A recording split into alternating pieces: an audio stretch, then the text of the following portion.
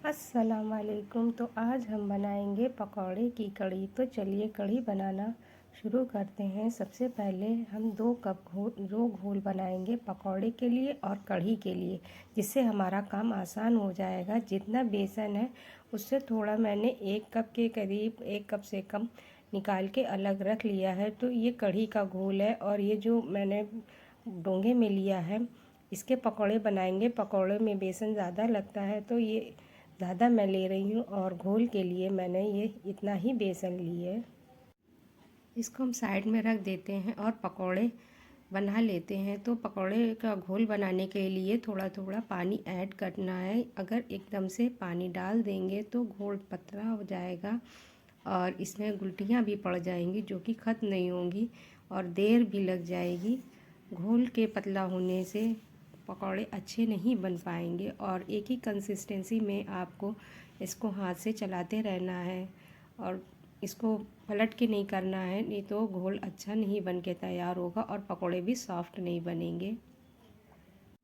कई लोगों का कहना होता है कि कढ़ी बनाते वक्त कुछ न कुछ कमी रह जाती है और हमें यकीन है आप एक बार इस तरह से कढ़ी बनाएंगी तो कोई परेशानी नहीं आएगी। सिर्फ आपको थोड़ी टिप्स और ट्रिक्स का यूज़ करना है और आप इसे चेक भी कर सकती हैं कि हमारा बैटर सही बना है कि नहीं। आप जितना इसको फेंटेंगी,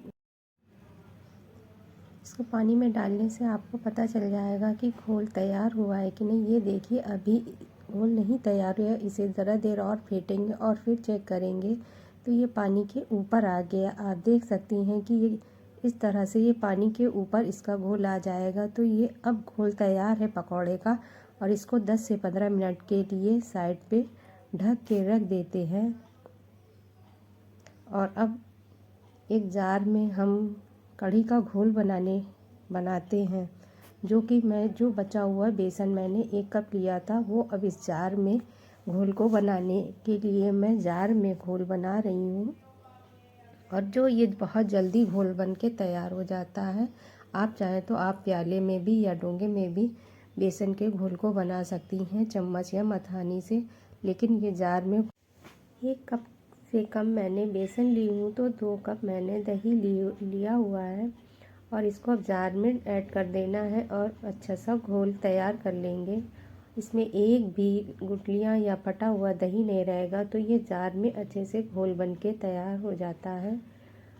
दही कैसा ले, दही अगर थोड़ा खट्टा होता है तो ज़्यादा टेस्टी बनता है। फ्रिज से दही निकालने 4-5 घंटे पहले रख दें, जिससे दही थोड़ा खट्टा हो जाएगा और नॉर्मल टेम्परेचर में भी आ जाएगा। फ़ौरन फ्रिज से दही निकाल कर बनाने से सही नहीं होता है।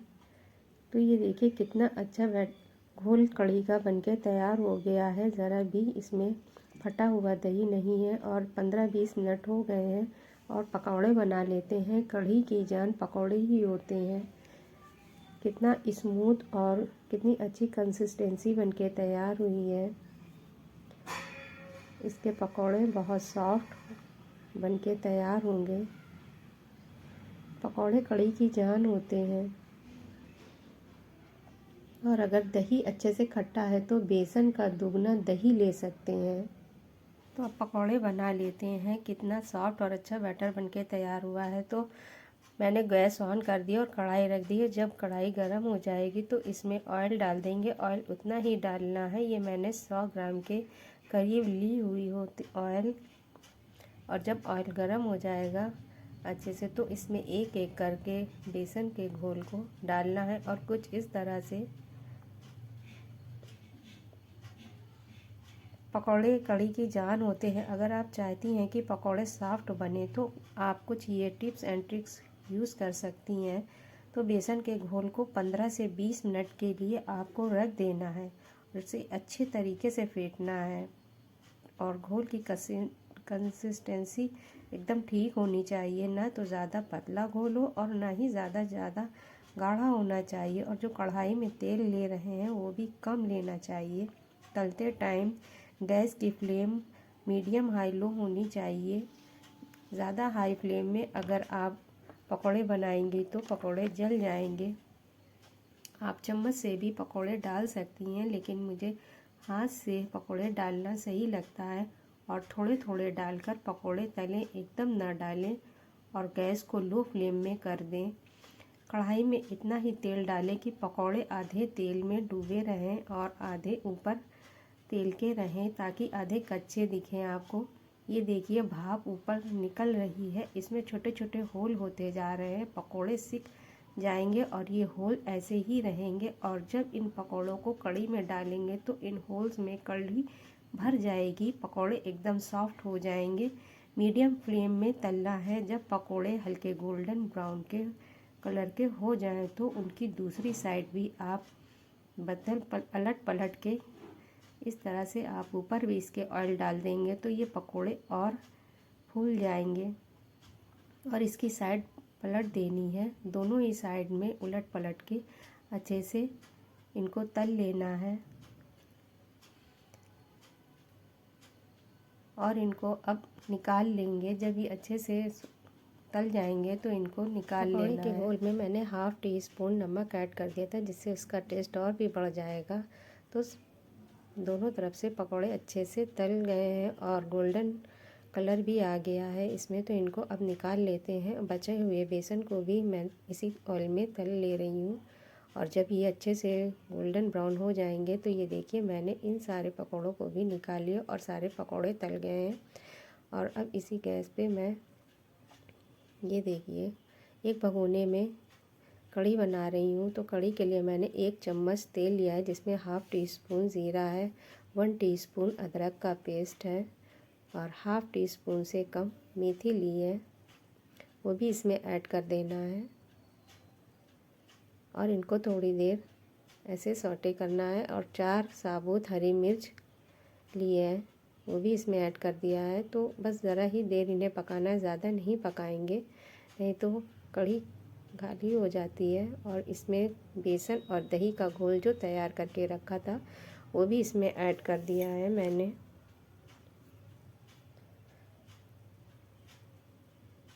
पानी कितना ले, पानी मैंने इसमें 5 कप के करीब लिया है। अगर आपको पतली या गाढ़ी जिस तरह चाहिए तो आपको अगर पतली चाहिए तो पानी और भी डाल सकती हैं। कढ़ी जितना देर पकती है उतनी ही अच्छी बनती है। और बड़े बर्तन में इसलिए पका रही हूँ क्योंकि खौल आती है, तो खौल से ये बाहर ना आ जाए, इससे जो है मैं बड़े बर्तन में कढ़ी बना रही हूँ। मैंने हाफ़ टी स्पून हल्दी और हाफ़ टी स्पून के करीब कुटी हुई लाल मिर्च ली हुई हूँ, पिसी हुई मिर्च नहीं लेना है। और ये देखिए पकोड़े कितने सॉफ्ट और अच्छे बनके तैयार हुए हैं। और इन होल में ही कढ़ी जाएगी तो बहुत ही सॉफ्ट बनके तैयार हो गए हैं। और इनमें जाल भी पड़ गया है, टाइट ज़रा भी नहीं है पकोड़े। इसमें एक परत जैसी हो गई है पतली, आप देख सकती हैं। जितना आप फेंटेंगे उतना ही बेसन के पकोड़े अच्छे बनेंगे। और कढ़ी के घोल को चलाते रहना है, नहीं तो नीचे कढ़ी लग जाएगी। फ्लेम को हाई कर देंगे और चलाते रहेंगे जब तक उबाल ना आ जाए। जब ये अच्छे से उबाल आ जाएगी तब चलाना बंद कर देंगे। ये देखिए अब इसमें उबाल आने लगा है, तो यहाँ पर मैं 2 चम्मच के स्पून के करीब नमक ऐड कर दिया है। और आप चाहें तो इसे चलाना बंद कर सकती हैं, क्योंकि अब इसमें उबाल नहीं आएगी। कढ़ी जितने बड़े बर्तन में जिस हिसाब से आपकी क्वांटिटी के हिसाब से लीजिए तो सही बनती है, क्योंकि इसमें उबाल आती है और ऊपर आ जाएगी तो बह जाएगी।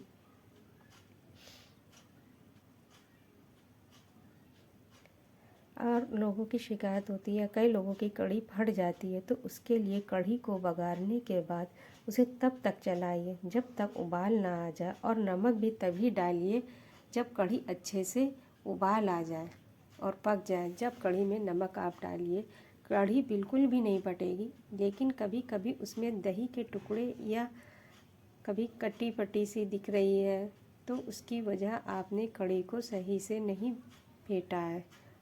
ये देखिए मैंने ढक्कन ढक दिया है, लेकिन ढक्कन पूरा नहीं ढकना है, थोड़ा खोल देना है, नहीं तो कढ़ी उबाल आ जाएगी और पूरा बाहर तक आ जाएगी।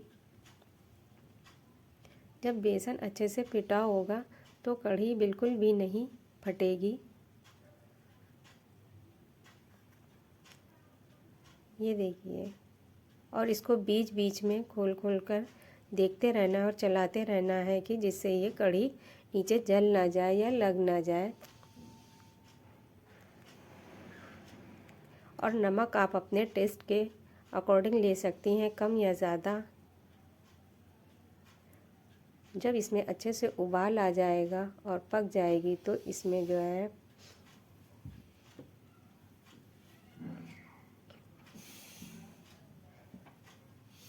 पकौड़े ऐड कर दिया है मैंने। ये देखिए, पकौड़े ऐड कर देना है। जब अच्छे से पक जाएगी और उबाल आ जाएगा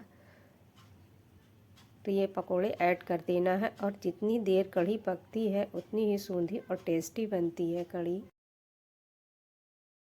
अब इसे 10 से 15 मिनट तक पकने देंगे। फ्लेम को लो मीडियम रखेंगे और उबाल आ रहा है। आते रहना चाहिए हमें, कढ़ी को बीच बीच में देखते रहना चाहिए और चलाते रहना चाहिए ताकि नीचे कढ़ी लगे नहीं। और देखिए कढ़ी में कितना उबाल आ रहा है और पक रही है। साइड में मलाई ऐसी जम गई है तो इसका मतलब है कि कढ़ी पक चुकी है। और कढ़ी को जितनी भी पतली या गाढ़ी आपको रखनी है आप उस हिसाब से पका सकती हैं। देखिए, अगर आपको मुझे तो इतनी रखनी है क्योंकि कढ़ी ठंडी होती है तो और भी गाढ़ी हो जाती है। अगर आपको और भी गाढ़ी रखनी है तो आप इसे और देर तक पका सकती हैं।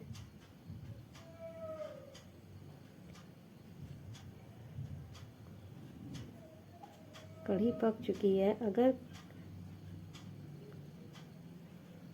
कढ़ी में खट्टी कम होती है तो क्या करें और खट्टी ज़्यादा हो तो क्या करें। अगर कढ़ी खट्टी कम है तो उसमें आप एक नींबू लीजिए और उसका रस निकाल के आप उसको ऐड कर दीजिए कढ़ी में, तो उसमें खटास बढ़ जाएगी। और अगर आपको खट्टी कम करनी है तो या तो उसमें क्रीम या मलाई डाल सकती हैं, या तो आप थोड़ा बेसन लीजिए और उसको घोल बनाकर थोड़ा पकाकर फिर आप इसमें ऐड कर दीजिए, तो इसका लेवल बराबर हो जाएगा, उसकी खट्टीपन कम हो जाएगी।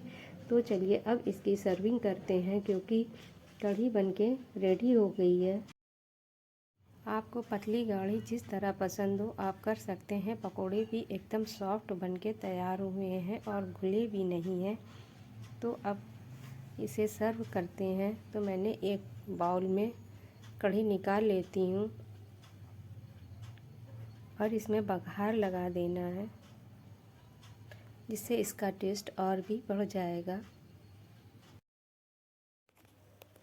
कढ़ी को मैंने डोंगे में निकाल लिया है और अब इसमें एक अच्छा सा बघार लगा देते हैं। तो फ्राई पैन को मैंने गैस पे रख दिया है जिसमें मैंने 3 चम्मच के करीब ऑयल लिया है। गरम तेल में हाफ़ टी स्पून ज़ीरा है, हाफ़ टी स्पून से कम मेथी, 1 पिंच हींग है और 4 लाल मिर्च है और प्याज ली है थोड़ी मैंने। अगर आप चाहें तो प्याज स्किप भी कर सकते हैं लेकिन इससे इसका स्वाद और बढ़ जाता है। हाफ़ टी स्पून के करीब लाल मिर्च का पाउडर इसमें ऐड कर दिया है, जो कि गैस बंद कर दी। जब तेल को उतार लेंगे, जब इसको लाल मिर्च के पाउडर को इसमें ऐड करके मिक्स करके ऊपर से इसका बघार लगा देंगे तो इसका टेस्ट और भी बढ़ जाएगा। कमेंट में ज़रूर बताएं कि आपको मेरी ये कढ़ी की रेसिपी कैसी बनी है। उम्मीद करती हूँ आज की मेरी ये रेसिपी आपको पसंद आई होगी। और प्लीज़ चैनल को सब्सक्राइब करें और वीडियो को लाइक करें। इंशाअल्लाह अगली रेसिपी में आपके साथ फिर हाज़िर होंगी। आप अपना बहुत सारा ख्याल रखें। और आप कढ़ी को चाहे तो रोटी, पराठा, नान से खा सकती हैं या चपाती से भी आप खा सकते। ऊपर से मैंने हरा धनिया कट करके ऐड कर दिया है जिससे इसका फ्लेवर और खुशबू बहुत ही अच्छी और बढ़िया आती है और खाने में भी इसका स्वाद बढ़ जाता है। तो आप भी हरा धनिया ज़रूर डालिए इसमें। तो आप ये कढ़ी एक बार इस तरह ज़रूर बनाएं और बताएं कि आपको ये कैसी लगी। अगर आपको मेरी ये रेसिपी पसंद आई हो तो आप कमेंट में बताएं। बिल्कुल ये आसान तरीके से मैंने ये रेसिपी बनाई है कढ़ी की। आप भी एक बार ज़रूर ट्राई करें। कढ़ी ऐसी चीज़ है, हर दिल अजीज़ है और हर किसी को ये पसंद आती है। तो खाने में चावलों के साथ, पूरी, पराठे या चपाती के साथ बहुत अच्छी लगती है। बासी कढ़ी तो और भी ज़्यादा टेस्टी लगती है और पकौड़े भी कितने सॉफ्ट बनके तैयार हुए हैं। आप 3 दिन तक इसे रख कर खा सकते हैं। फ्रीज में आप